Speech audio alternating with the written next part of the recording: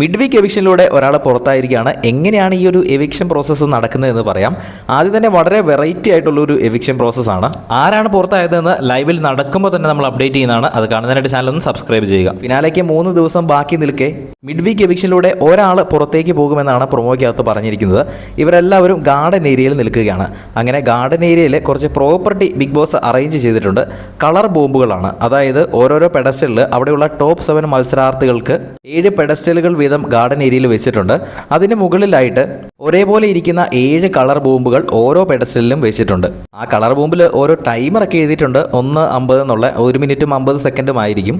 പിന്നെ ആ ബോംബിൻ്റെ മുകൾ വശങ്ങളിലായിട്ട് ചുമല നിറത്തിലുള്ള വയറും അതുപോലെ തന്നെ മഞ്ഞ നിറത്തിലുള്ള വയറും കാണിച്ചിട്ടുണ്ട്.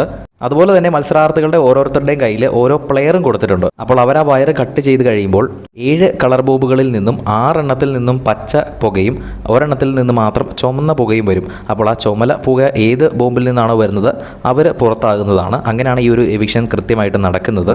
ഇവരിൽ നിന്ന് ആര് പുറത്തു പോകണമെന്നാണ് നിങ്ങൾ ആഗ്രഹിക്കുന്നതെന്ന് താഴെ നിന്ന് കമൻറ്റ് ചെയ്യുക. കൂടുതൽ അപ്ഡേറ്റുകളുമായി വീണ്ടും വരാം.